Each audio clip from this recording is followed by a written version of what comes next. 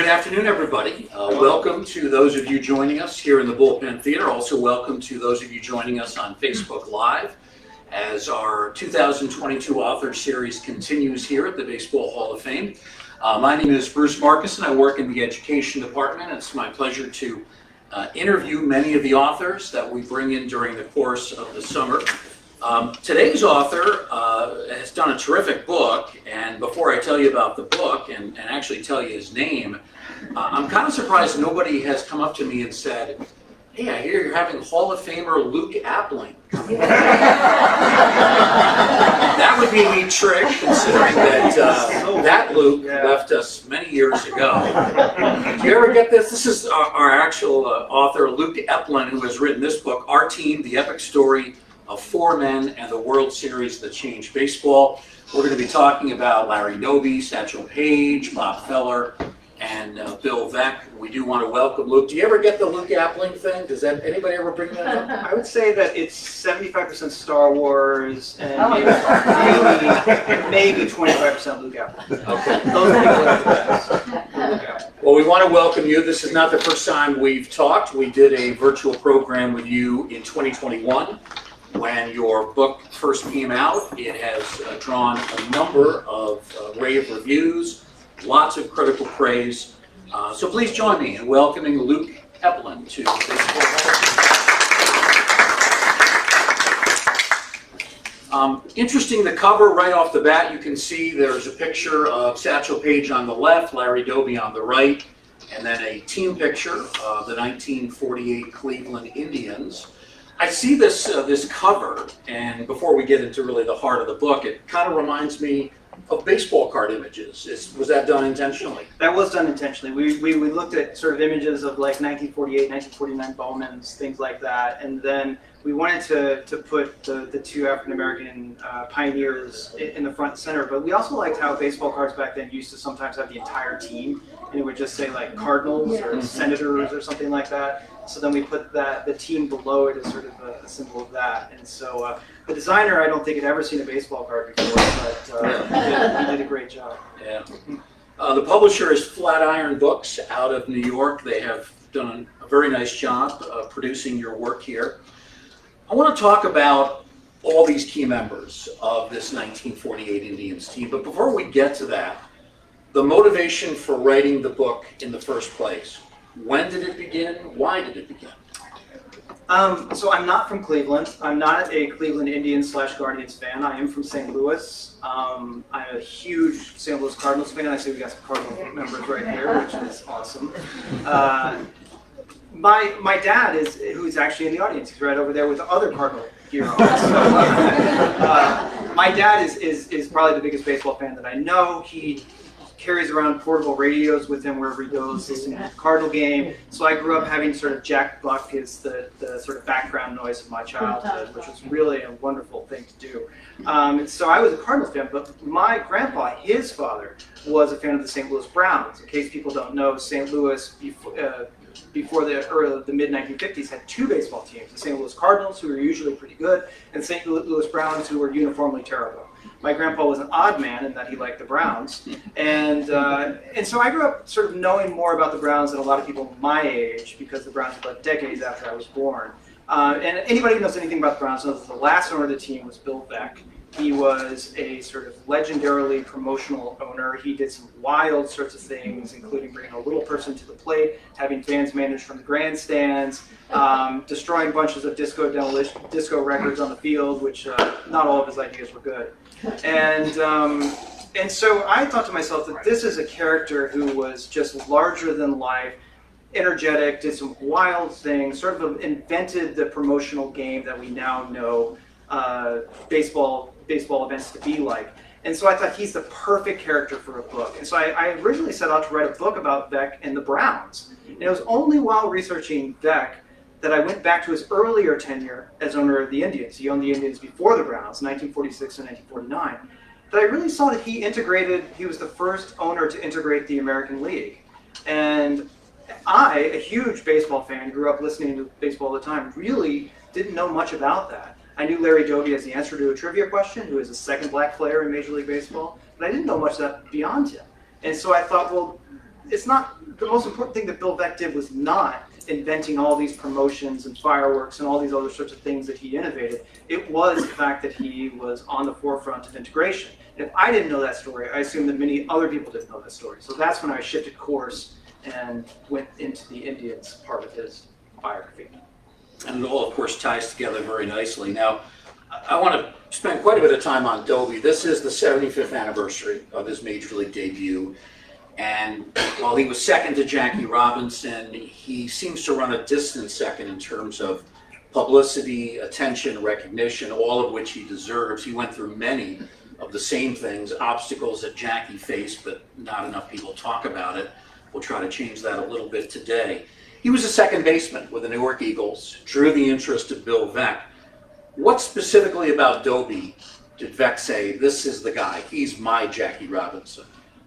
Bill Veeck was somebody who was really interested in black baseball since he was a child. He grew up in Chicago, which at that time was the nerve center of the Negro Leagues. He used to go to the East-West All-Star Game, which was the All-Star Game for the Negro Leagues. He even claimed that he worked as an usher at some of these games. And so he knew the power of black baseball players, unlike a lot of executives, players, fans at the time who believed that black players were more sort of showmen than player and that they would fold under the pressure of the major leagues. Bill Veeck knew the opposite, that a lot of these stars in the major leagues could really elevate a mediocre team to the pennant. They were that good. And so when he bought the Indians, he had this idea that he wanted to integrate. But by that time, Branch Rickey had already signed Jackie Robinson. And so Veeck had this idea that Brooklyn, with its multicultural component, was the perfect place for the experiment that was known as integration to take place. He wanted to wait until the sort of results of that experiment came out before he integrated the Indians. But he also wanted to follow the same path that Branch Rickey had done. And so that would be not signing somebody who was at the tail end of his career, like Satchel Paige, who would have been in his 40s by the time integration really happened. But looking for a player that was at the beginning of his career, had everything sort of ahead of him, and was going to be sort of a bright, blossoming star that would be on the Indians for, a decade or more. And at that time, in 1947, Larry Doby was 23 years old. He had just come back from the war, and he was having his best season ever. He was leading the Negro Leagues in home runs, batting average, just the whole 9 yards. He was married, he had been in military service, he had gone to an integrated high school, and so he sort of knew how to share a locker room, sort of being in all white spaces, things like this. And so Veeck really pinpointed him as the person to break the color line. How he did that, though, was quite different. And I don't know if that's one of your questions, but we can talk about that as well. Branch Rickey, when he signed Jackie Robinson, had this sort of theory that people needed to move deliberately through the various systems of baseball so that all parties could have time to adjust. Not only Jackie Robinson, sort of adjusting to the abuse, the slurs, the sort of, trepidation of being in an all-white space, but also his white teammates to adjust to the idea of integration and the idea of sharing a clubhouse with somebody from the Negro Leagues.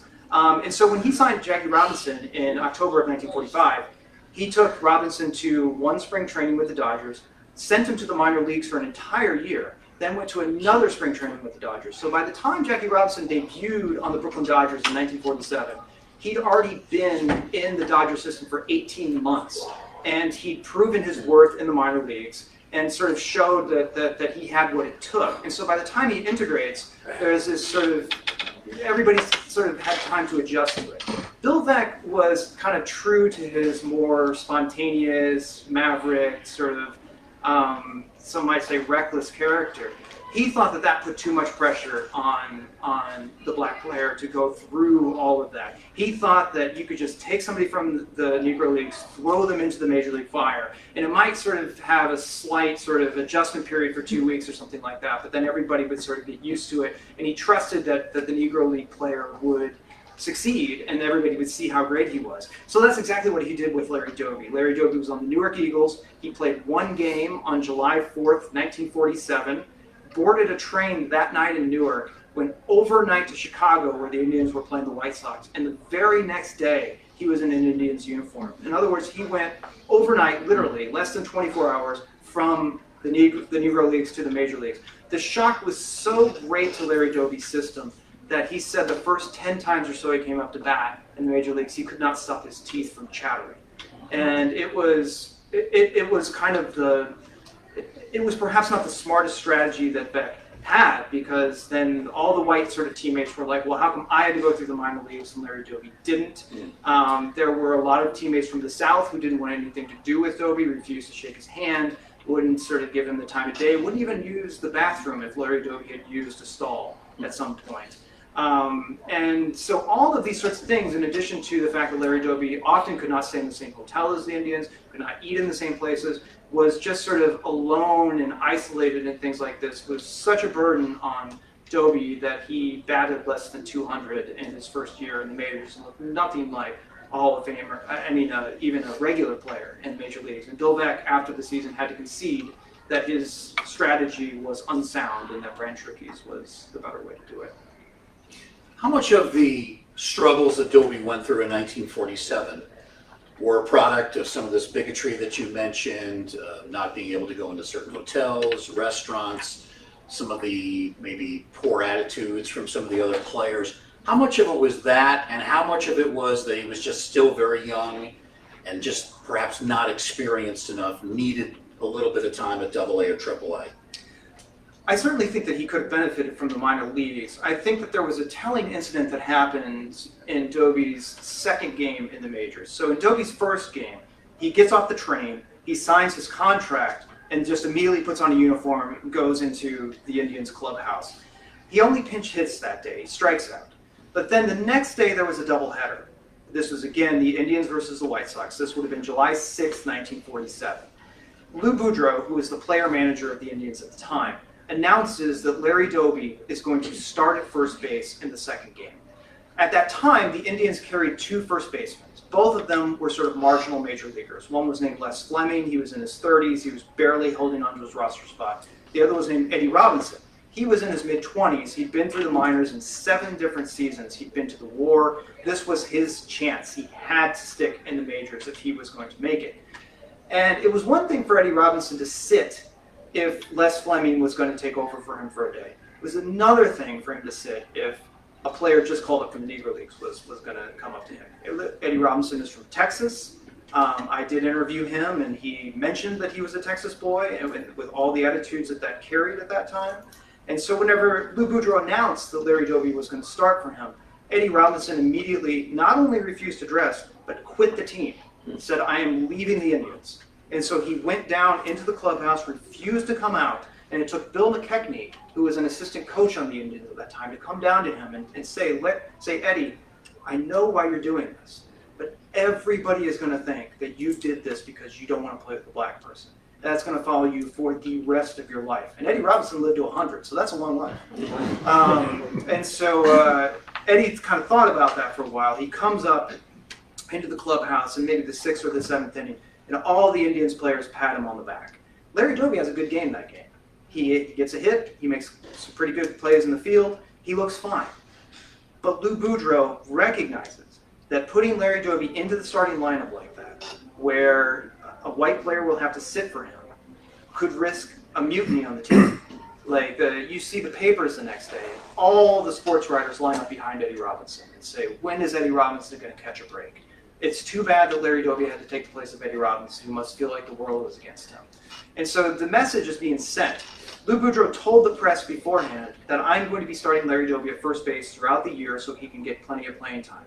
After that game, Lou Boudreau never starts Larry Doby again that entire season.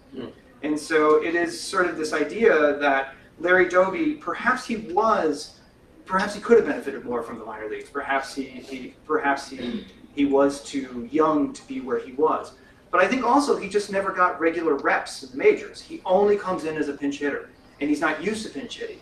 And just the idea of knowing that this entire team is so against you that if you take their place, they will quit. And then having to go back to your hotel at night where you're not allowed to be around your teammates and form any relationship with them because you are in a different hotel room and just sitting by yourself in the hotel room. Larry Doby would talk about how when he was in the Negro Leagues, if you had a bad game, you struck out a couple of times or whatever, you would all sort of get together with your teammates, you'd hang out at night, you'd sort of talk it over, and you'd forget about it.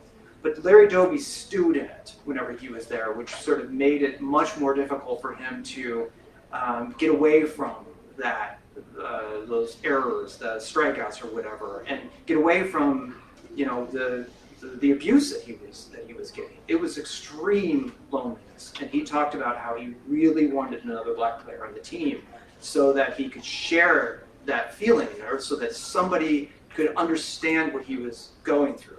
But unfortunately, after that Eddie Robinson incident, Bill Veeck sees what would happen, because if he signs another black player, he'd have to cut a white player.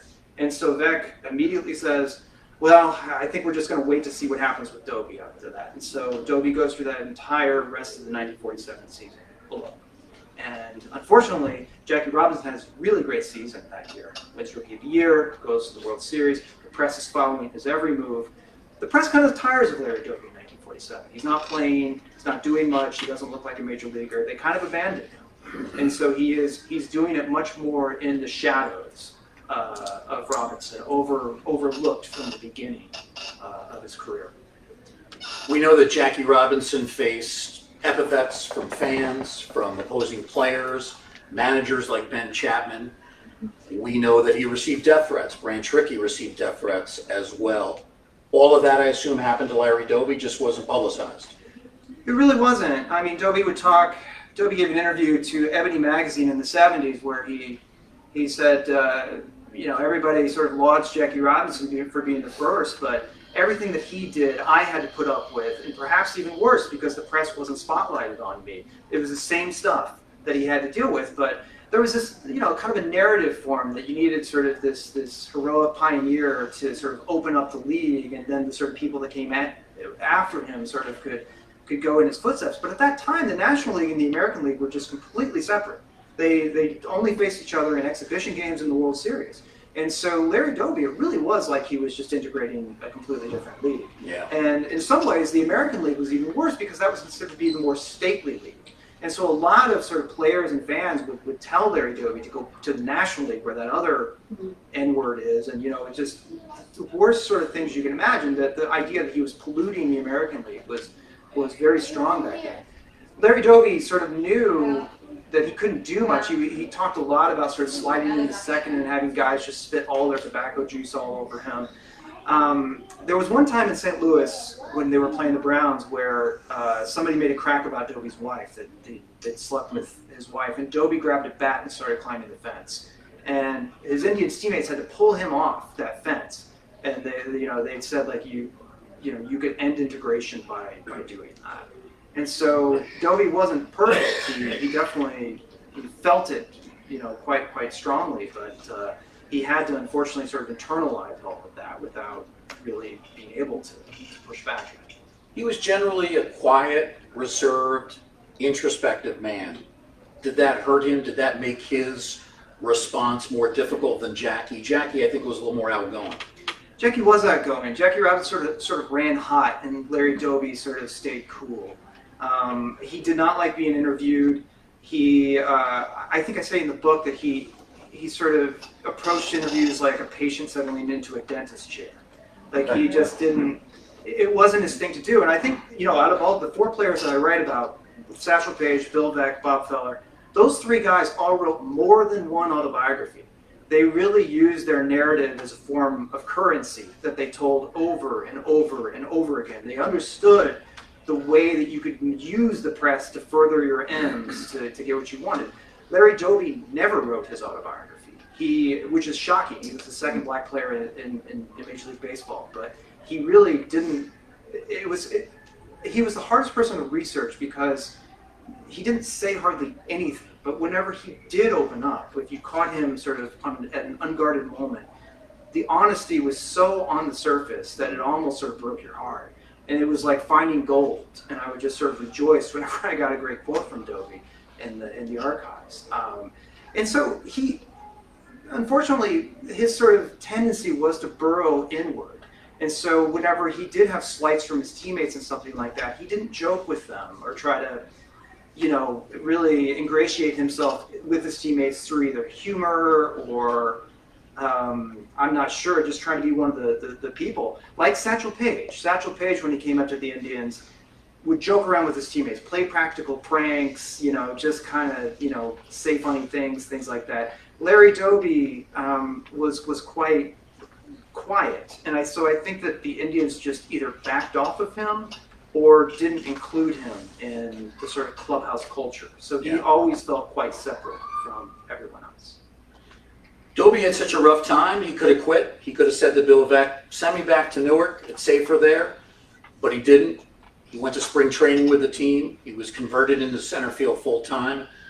Transforms himself into one of the best outfielders in the American League. Huge part of a pennant winning, eventually a World Series winning team. How did he do it? That's the million-dollar question. Larry Doby in 1947 bats 147. He's never played the outfield before, but the Indians recognize that he is so fast and has such a strong arm that really the outfield should be his natural position.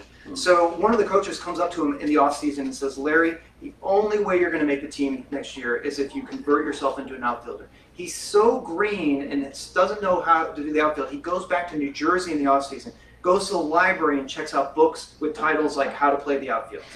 I mean, that was like training back then for baseball players. He goes to spring training. The Indians have 8 outfielders competing for 4 spots. There's this idea that no way Larry Doby is going to make that.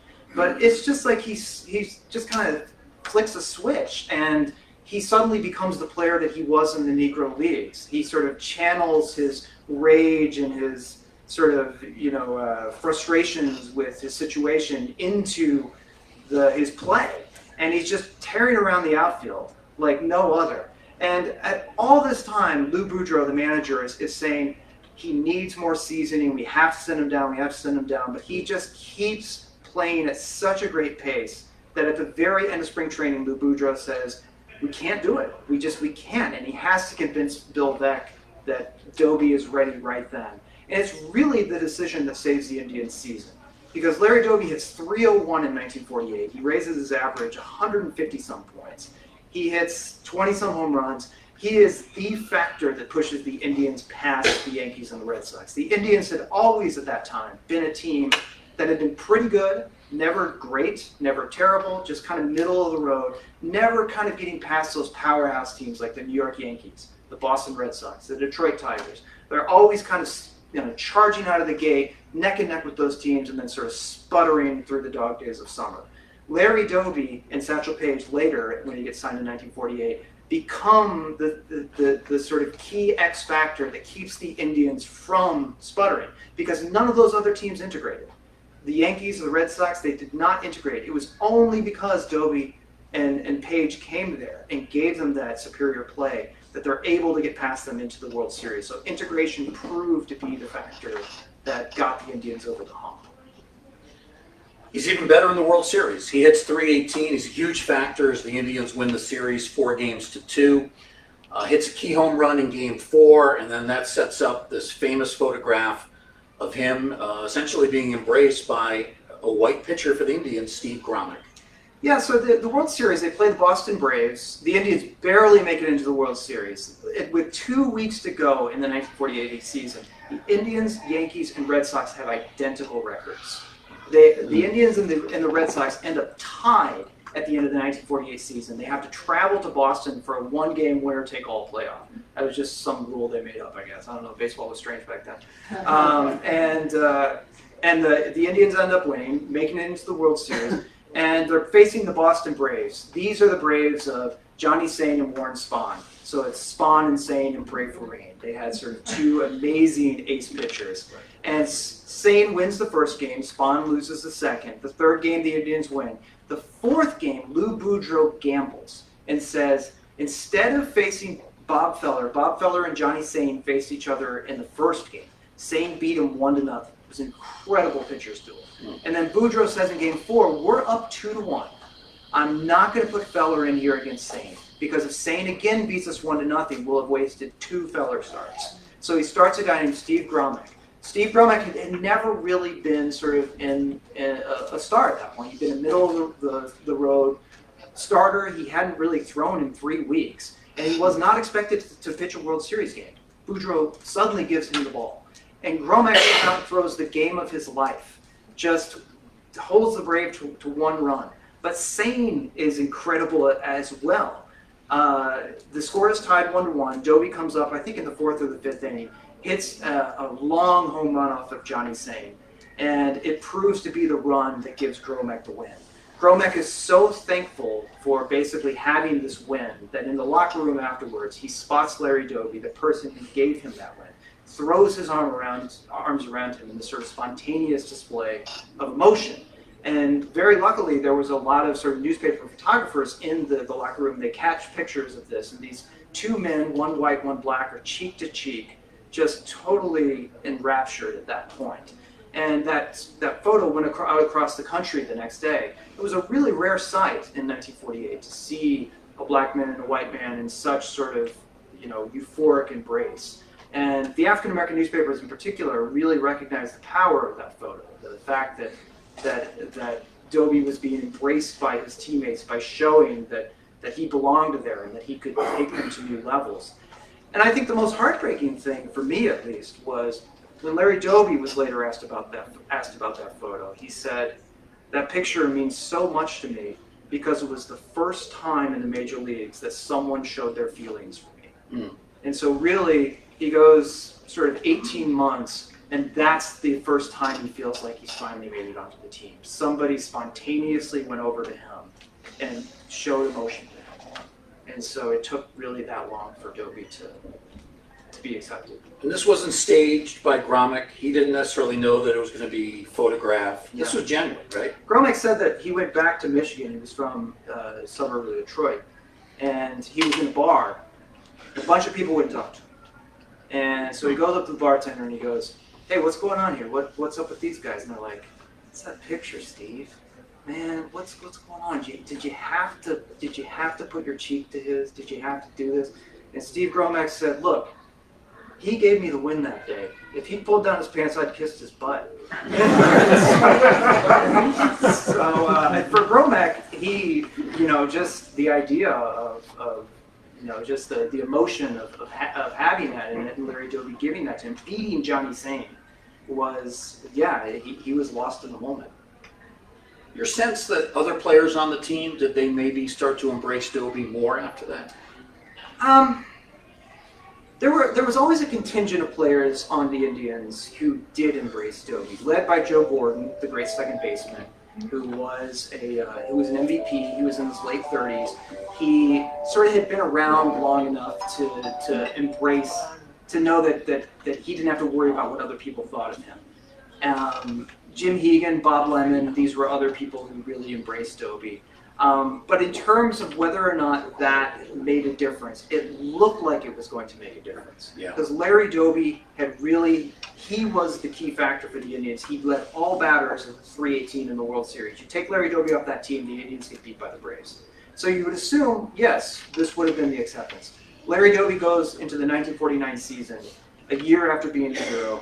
He's still segregated in spring training.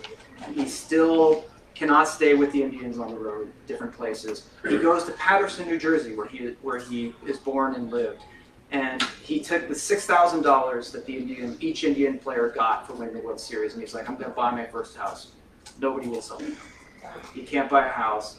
And Doby says, "Well, I feel like I'm more of a hero in Cleveland than I am in New Jersey." But then he goes to Cleveland. It's the same thing. On the train ride that the Indians took from after the 1949 season, the Indians did their spring training in Tucson, Arizona. Then would take train ride all the way to Cleveland with the New York Giants, and they would play along the way at different places. One of these places was Texarkana.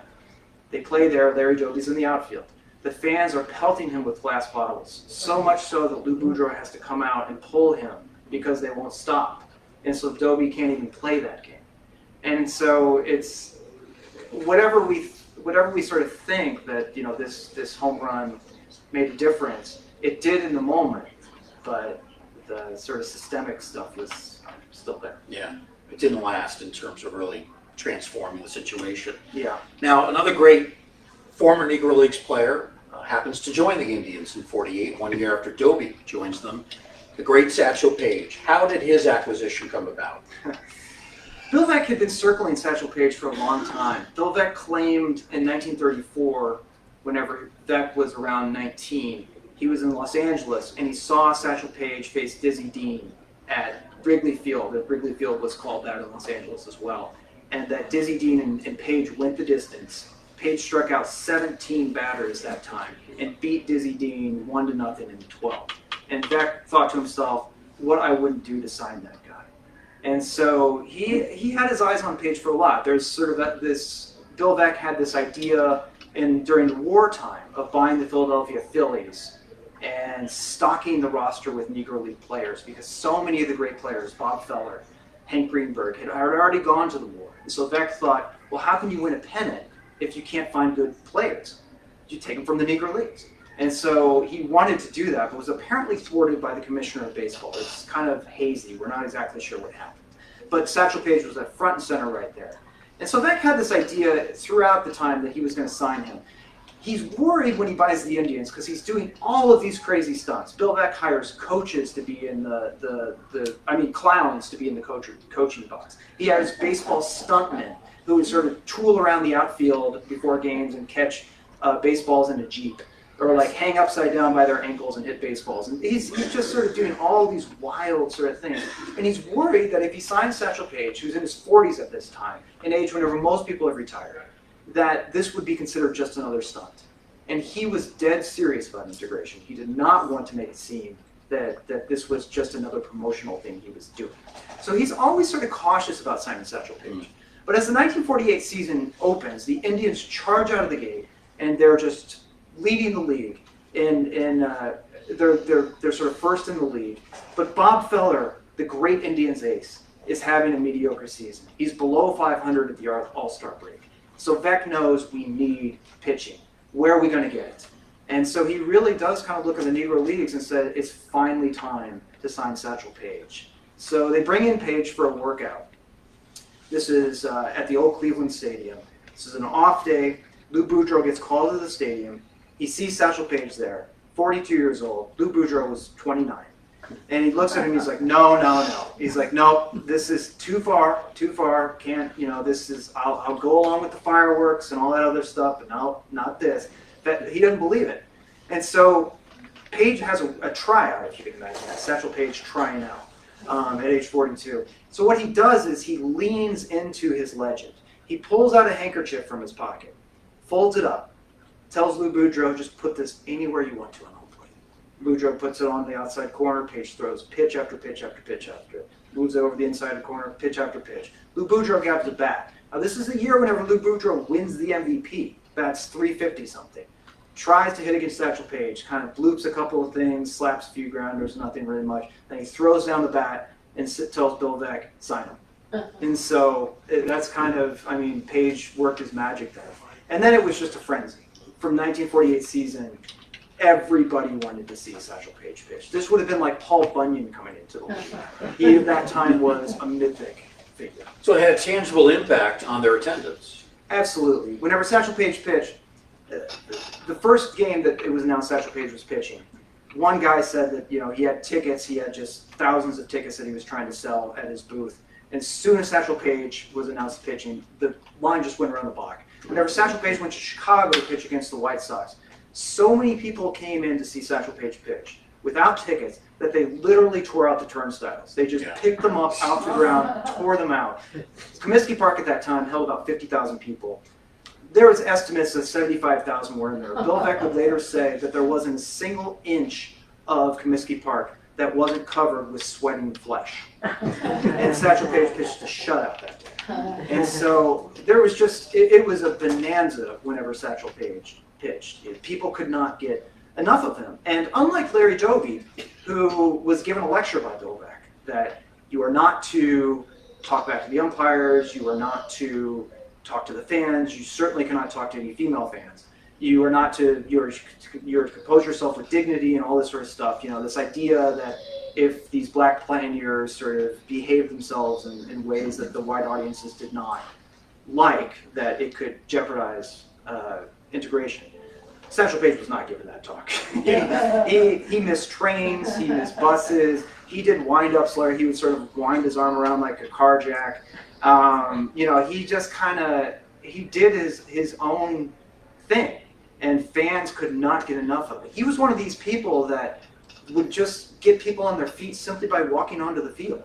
It was just, he had that charisma about him. And so it took that Indians team that already was setting attendance records and just whole new level whenever Paige came on the team. So Paige could still pitch. He's helping at the box office, the Turnstile. Interesting though, he and Larry Doby didn't really see eye to eye. Different personalities? They were different personalities. Larry Doby and Satchel Paige were 17 years apart in age. They came from sort of differing generations of the Negro Leagues. Satchel Paige grew up in Mobile, Alabama. He came into professional baseball in the late 1920s. And so really he cut his teeth during the Depression, whenever black baseball was just in a state of collapse. And so really he kind of had to take it upon himself to find new ways of making money. And so he turns himself into this sort of one-man show almost, like a persona, where he could sort of pitch for whatever team he was on, whether that was the Pittsburgh Crawfords or the Kansas City Monarchs or whatever, and then barnstorm around during his off days and pitch for whatever team would give him money. He would blow into towns and say, Satchel Paige guaranteed to strike out the first 9 batters. He'd come in there, and if it was against a really bad team, you know, sort of like amateurs or whatever, he'd call people off the field, say, I'm just going to get these people on my own, I don't need fielders. He would just sort of do all of these things to sort of entertain crowds. And he works himself up into a one-man franchise that is making as much as any white major leaguer at that time. In fact, when people would ask Satchel Paige, why haven't you gone over into the major leagues? Everybody says you can. Dizzy Dean, Lou Gehrig, Joe DiMaggio, they all say you're the best. And Paige would say, well, it's because they can't pay me enough. And so he had this pride about him, where he would do these things, where he would sort of, you know, clown around a little bit beforehand. He sort of, almost in the way that he walked in a sort of very slow way with a poker face. He looked like a version of the actor Stephen Fetchit, or the stage persona of Stephen Fetchit. And so a lot of white writers called him Stephen Pitchett. And that kind of, you know, way, that kind of sort of caricature of a black athlete was something that gave white people comfort. They could laugh at him. A lot of people called him a clown. But Paige himself would do that so that he would sort of put people at ease and just kind of, you know, entertain people. But then as soon as the game started, he was all business. And he would say that all the time. I'm not a clown. I am a serious pitcher, and pitching is serious. Larry Doby, on the other hand, saw that with Satchel Paige, the sort of Stephen Fetchit caricature in the way that he sort of used humor to diffuse certain situations, and saw an embarrassment. He saw a stereotype that he was trying to get beyond. Yeah. Doby always talked about dignity, things like this. And so whenever Doby would see Paige missing buses or, you know, doing something on the field to make people laugh, he would always say, Paige, you have to act like a big leaguer. And you can imagine Satchel Paige, he's Satchel Paige, why would he listen to Larry Doby? And so these two just simply did not get along. They came from different generations, and they were 17 years apart in age. Larry Doby talked about how he wanted somebody that he could talk to, another black player on the team. Instead, he kind of got his dad. Like, imagine wanting a roommate and your dad shows up. You know, there's my dad, so that'd be fun. That'd be totally cool. But yeah, they just generationally, philosophically, they were distanced. Now let's throw Bob Feller into the mix. Incredibly, he missed almost 4 seasons in the war. He then comes back. His first 2 full years after the war, he actually pitches better than before the war. 2.18 ERA, 2.68 ERA. But as you mentioned earlier, he's not quite as effective in 1948. Now Paige comes in. How do you react to that? Well, to rewind the clock a little bit, because you kind of need to know this before we talk about Paige. Bob Feller and Satchel Paige were linked at the hip ever since Bob Feller made it into the majors. Bob Feller has an origin story that I still think is the greatest ever for a U.S. athlete. He is born on a farm in Iowa. His dad sees a rare ability in him from a very early age. And so he clears off a part of the pasture that is their farmland and builds him a baseball diamond right there. It's the original Field of Dreams. And so Bob Feller is playing against many people his age. His dad starts a team and they come and they play on this diamond. So by the time Bob Feller is 15, he's throwing faster than anybody can imagine. Word sort of spreads throughout the country of this young boy that is in Iowa just pitching faster than anybody can imagine. Through happenstance, he makes it onto the Cleveland Indians at age 17. He's a high school junior. His very first game ever in the major leagues, very first start ever in the major leagues, he ties the American League record for strikeouts with 15. 4 starts later, he ties the major league record for strikeouts with 17. He is 17 years old. He's so popular that the very next year, his high school graduation is broadcast live on NBC radio from coast to coast. He makes it on the Time magazine as an 18-year-old. He's so popular. What happens, though, is that Major League Baseball players they made good money, but not the money they make now. So a lot of them would supplement their income by doing what is known as barnstorming. This would happen in October after the World Series, or sometimes even during the World Series, where they would go to different parts of the country that did not have a chance to see Major League teams. Remember, there's no television at this point. All the Major League teams are either in the Midwest or on the East Coast. And so they would go to places like Iowa, like Wisconsin, like Nebraska, even in California, travel all around, do these sort of exhibition games where they could make money before the weather turned cold and the off-season came.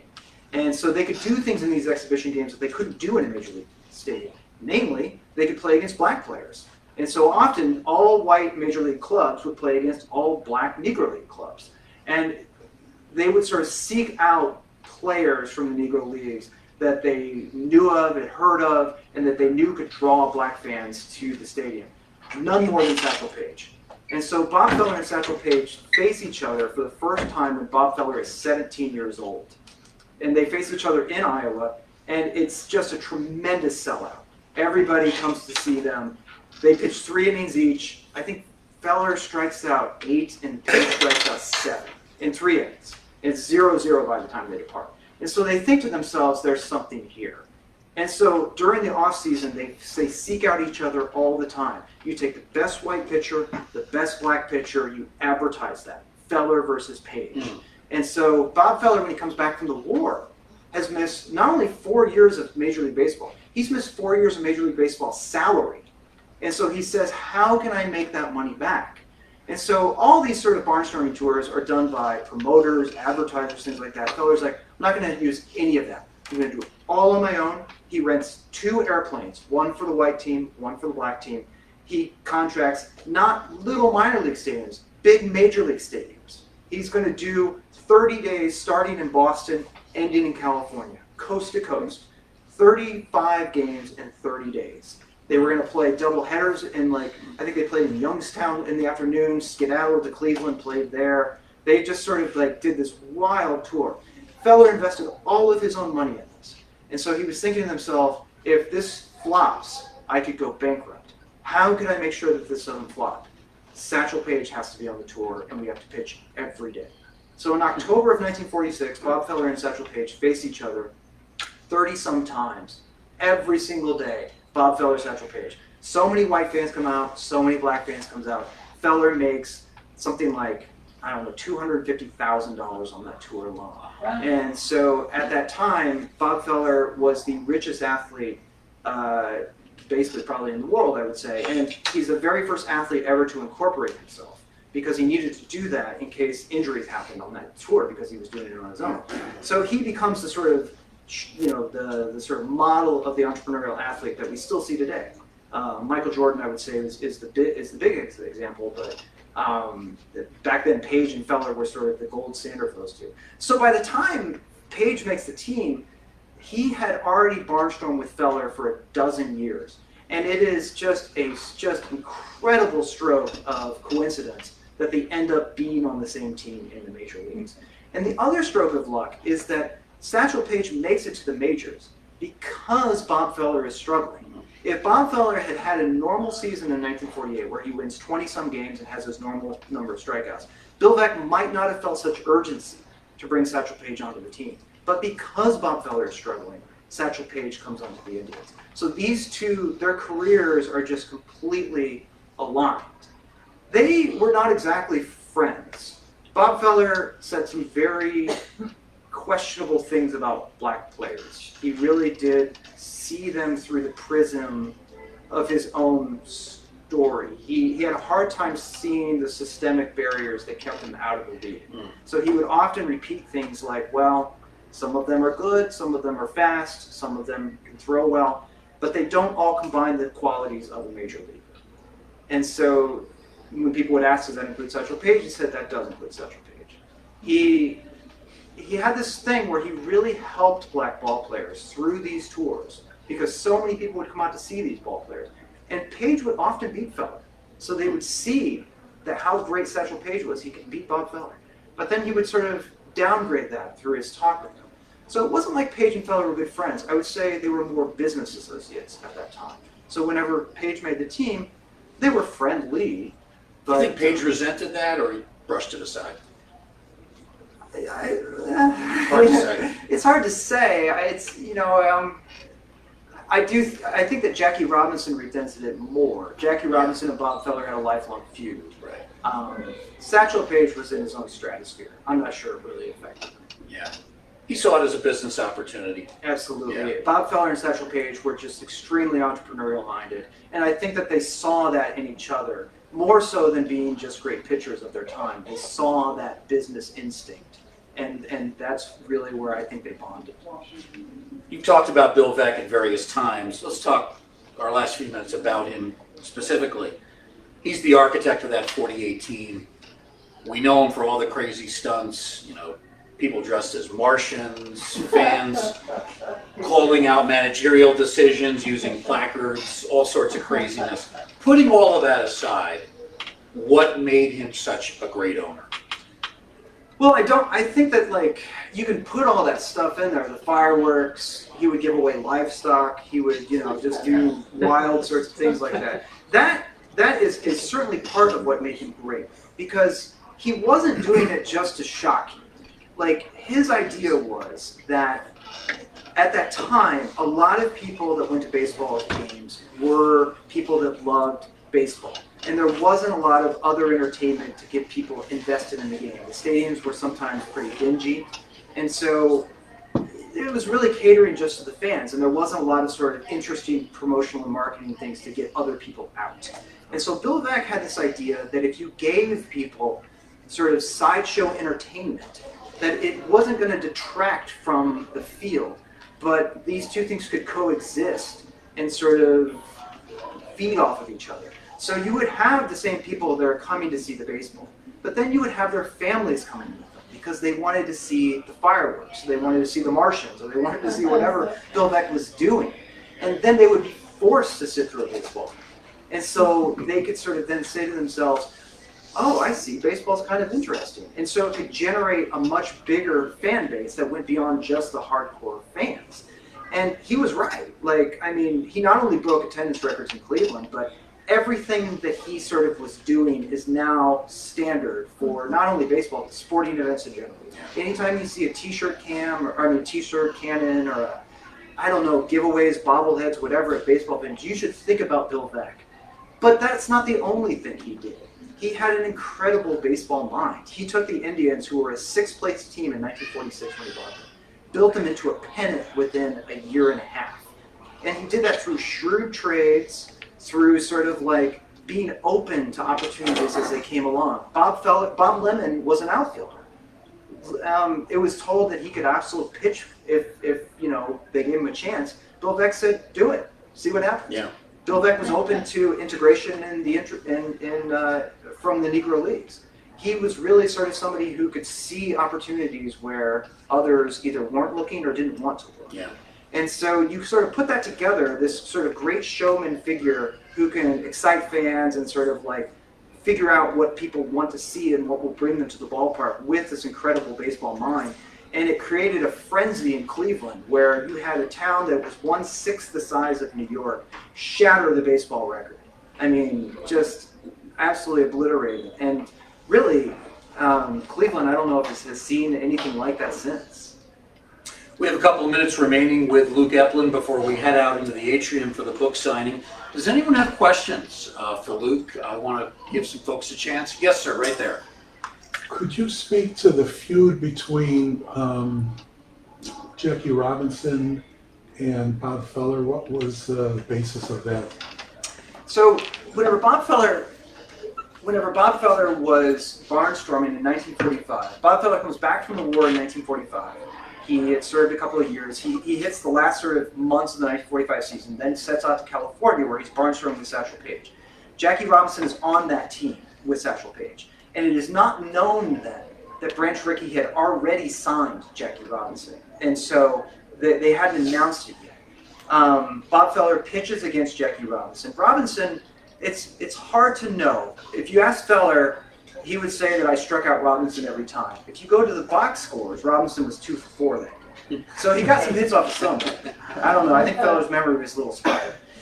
Anyway, whenever it's announced that Jackie Robinson is going to be signing into the Brooklyn Dodgers organization weeks later, the press seeks out Bob Feller because he's one of the few white pitchers to have faced Jackie Robinson. And he immediately says not only that Jackie Robinson, he said that Jackie Robinson had big football shoulders because he'd been on the UCLA football team. And he's like, I'm just going to throw high fastballs by him. He's not going to be able to touch him. No way. And he not only says that, he says, there's no sugarcoating this. If Jackie Robinson were white, the majors wouldn't even look at him. And so Robinson just takes tremendous offense to this and sort of says in the press, like, I don't even think Feller could pick me out of a lineup.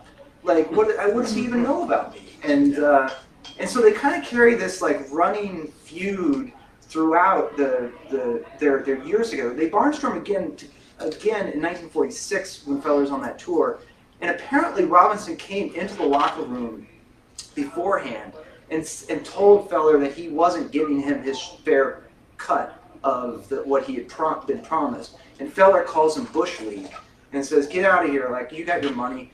And so they really did not like each other, and they got. I mean, I think the most interesting thing is that they were elected into the Hall of Fame in the same year, and they sniped the entire time they were here in the Hall of Fame, and now their plaques are side by side. That must have been a fun ceremony. Yes, Backstage for that. it's fun. If you can look in the archives, like that Hall of Fame ceremony. They're just calling each other out in the press the whole time. So they did not like each other. Someone else had a hand raised here, I believe. Yeah, Steve in the back. There's something I think you might be interested in. It's if you search the Sabre website. Yeah. It's called Revisiting Bill Veeck in the 1943 Phillies. It's an article that totally debunks that it never happened, that it's a myth, and that the only place that it exists is in Veeck is in Wreck, his biography in 1961. Yeah, I've seen that article, and I've also seen the response to it by, who's the guy who wrote Baseball's Great Experiment? Jules Teigel. Yeah. Who said that article is false.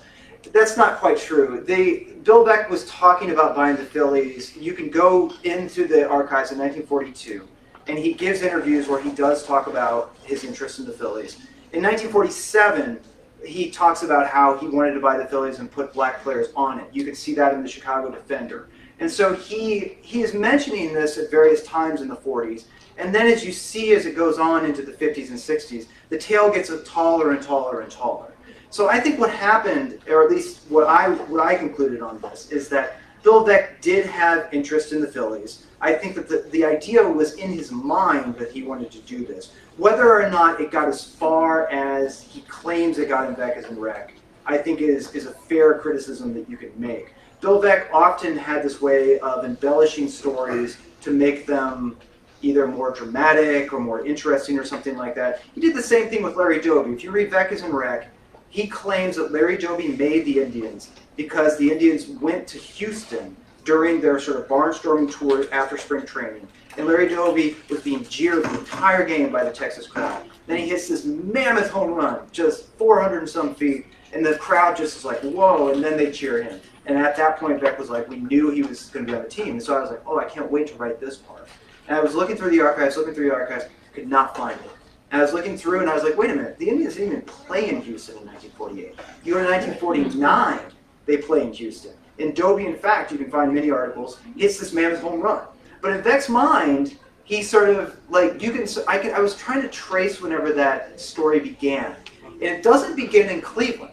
because he does this thing where he goes on the speaking circuit, where he would go to whatever club would happen, whether the Kiwanis Club, the Elks Club, whatever, and he'd give talks and try to get people to go to the Indians game.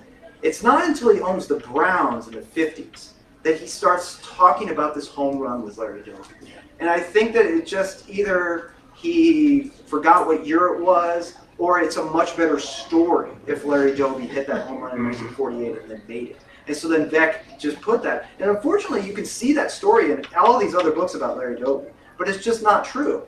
And so I do think that Veeck did try to buy the Phillies, because he talks about it for forever. You can find articles in the 40s he's been talking about it. Whether or not Veeck claimed that he was on a train to go to Philadelphia to buy the Phillies, and when he gets to Philadelphia, he finds out the team's been sold to someone else behind his back. That seems really dramatic to me.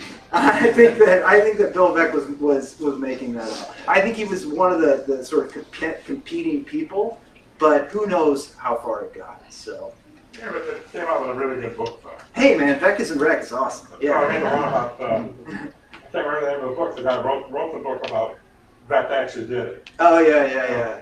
And it's a great piece of fiction. Did you have a question? Just a question, and maybe it's not applicable, but my memory, Yeah. and I think I remember when most of this was going on, Yeah. that the St. Louis Cardinals did not integrate until about 1954. Yeah, that's right. Oh, that's my memory. Yeah. And I'm thinking, Boston Red Sox back until 1959. Yeah, was it Tom Olston was the first Cardinal?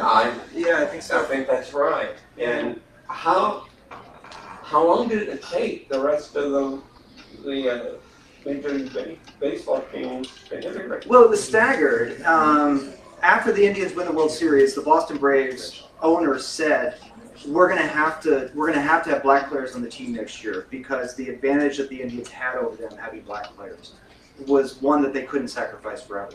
But then the next year, in 1949, the Indians and the Dodgers again opened the season as the only integrated clubs. The Giants would eventually integrate in 1949, but it was just team by team basis. So some teams like the Indians and the Dodgers and the Giants were more aggressive about it than other teams like the Red Sox, the Tigers, and the Yankees were not. And so there was no, really, Larry Doby retires in 1959, and that is the same year that the Red Sox integrated. So during Doby's entire career, the entire major leagues is not yet integrated. Yeah. So, yeah. The book is Our Team, the epic story of four men in the World Series that changed baseball. And they certainly did change baseball. The Indians of 48, really the first integrated world championship club in Major League history. Luke, it's been great. Thank you very much. We appreciate your time. Folks, welcome to the those of you with us here in the theater, please join us in the atrium. The book is available for sale right outside. Joe would be happy to sell you a copy. It's a terrific book. And if you do buy the book, Luke will sign and personalize any copies as well. Thanks, everybody. Appreciate it.